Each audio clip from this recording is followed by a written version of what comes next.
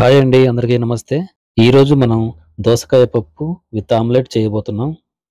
ఇలా దోసకాయను నీట్‌గా చెక్కు తీసి, ముక్కలుగా కోసి పక్కన పెట్టుకోవాలి. అలాగే నిమ్మకాయ సైజంత చింతపండు తీసుకొని, ఒక గిన్నెలో వేసి, నీళ్లు పోసి నానబెట్టుకోవాలి. ఇప్పుడు కుక్కర్‌లో కందిపప్పు వేసి, నీళ్లు పోసి, శుభ్రంగా కడిగి, ఇలా శుభ్రంగా కడిగిన తర్వాత, మనం కట్ చేసి పెట్టుకున్న దోసకాయ ముక్కలు, టమాటా ముక్కలు, అలాగే పచ్చిమిర్చి, ఉల్లిపాయ ముక్కలు, ఒక స్పూను ఉప్పు, అర స్పూను పసుపు, తగినంత కారం, అలాగే 2 స్పూన్లు నూనె వేసి, తగినన్ని నీళ్లు పోసి, మొత్తం ఒకసారి కలిపి, కుక్కర్ మూత పెట్టి 4 విజిల్స్ రానివ్వాలి. ఇప్పుడు మూత తీసి చూడండి ఎంత చక్కగా ఉడికిందో. దీన్ని మనం పప్పు గుత్తి తీసుకొని ఇలా మెత్తగా రుబ్బుకొని, ముందుగా నానబెట్టుకున్న చింతపండు రసాన్ని పోయాలి. ఇలా పోసి మొత్తం ఒకసారి కలిపి పక్కన పెట్టి, తాలింపు కోసం మనం రెడీ చేసుకుందాం.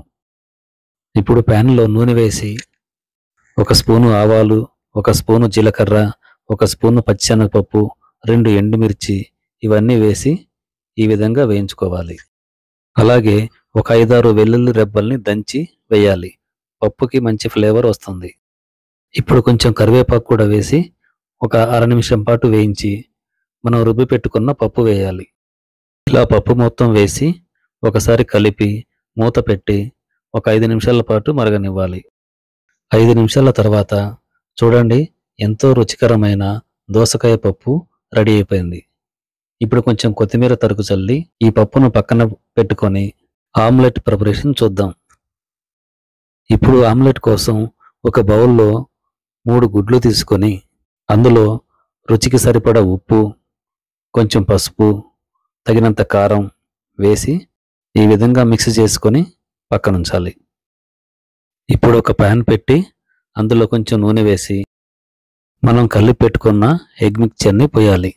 ఇలా చుట్టూ కొంచెం ఆయిల్ వేసుకొని 2 వైపులా చక్కగా వేయించుకోవాలి.